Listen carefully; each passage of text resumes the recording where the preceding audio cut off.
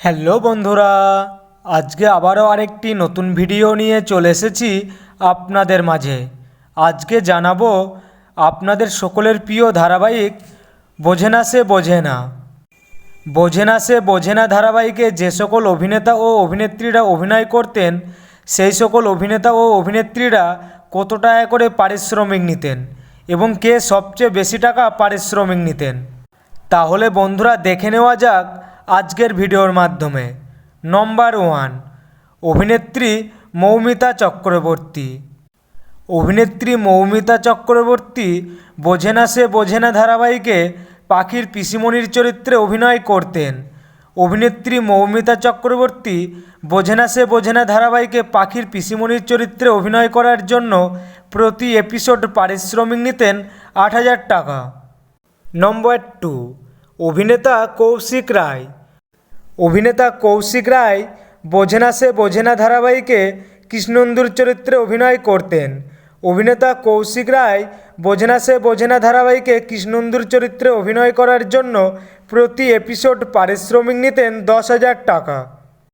নম্বর 3, অভিনেত্রী রেশমি সেন। অভিনেত্রী রেশমি সেন বোঝে না সে বোঝে না ধারাবাহিকে পাখির মায়ের চরিত্রে অভিনয় করতেন। অভিনেত্রী রেশমি সেন বোঝে না সে বোঝে না ধারাবাহিকে পাখির মায়ের চরিত্রে অভিনয় করার জন্য প্রতি এপিসোড পারিশ্রমিক নিতেন 6,000 টাকা। নম্বর 4, অভিনেতা কুশল চক্রবর্তী। অভিনেতা কুশল চক্রবর্তী বোঝে না সে বোঝে না ধারাবাহিকে পাখির বাবার চরিত্রে অভিনয় করতেন। অভিনেতা কুশল চক্রবর্তী বোঝে না সে বোঝে না ধারাবাহিকে পাখির বাবার চরিত্রে অভিনয় করার জন্য প্রতি এপিসোড পারিশ্রমিক নিতেন 8,000 টাকা। নাম্বার 5, অভিনেত্রী অনুরাধা রায়। অভিনেত্রী অনুরাধা রায় বোঝে না সে বোঝে না ধারাবাহিকে অরণ্যর দিদুনের চরিত্রে অভিনয় করতেন। অভিনেত্রী অনুরাধা রায় বোঝে না সে বোঝে না ধারাবাহিকে অরণ্যর দিদুনের চরিত্রে অভিনয় করার জন্য প্রতি এপিসোড পারিশ্রমিক নিতেন 10,000 টাকা। নম্বর 6, অভিনেতা অভিষেক বোস। অভিনেতা অভিষেক বোস বোঝে না সে বোঝে না ধারাবাহিকে অরণ্যর ভাইয়ের চরিত্রে অভিনয় করার জন্য প্রতি এপিসোড পারিশ্রমিক নিতেন 12,000 টাকা। নম্বর 7, অভিনেত্রী ময়না মুখার্জি। অভিনেত্রী ময়না মুখার্জি বোঝে না সে বোঝে না ধারাবাহিকে অরণ্যর মামির চরিত্রে অভিনয় করার জন্য প্রতি এপিসোড পারিশ্রমিক নিতেন 9,000 টাকা।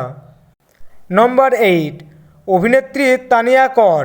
অভিনেত্রী তানিয়া কর বোঝে না সে বোঝে না ধারাবাহিকে পাখির দিদির চরিত্রে অভিনয় করতেন।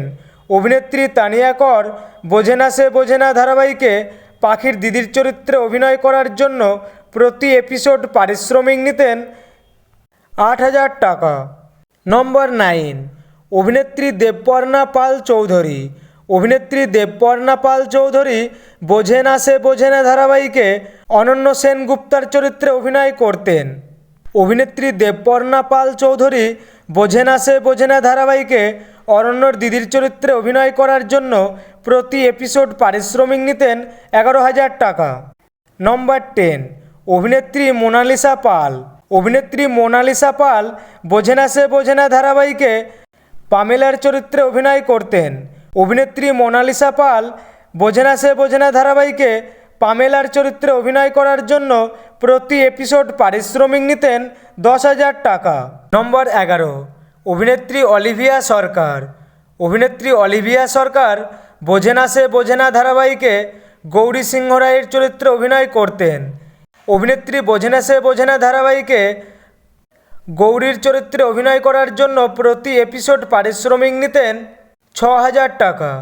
নম্বর 12, বোঝে না সে বোঝে না ধারাবাহিকের অভিনেতা জন ভট্টাচার্য। অভিনেতা জন ভট্টাচার্য বোঝে না সে বোঝে না ধারাবাহিকে হ্যারি সিংহর চরিত্রে অভিনয় করতেন।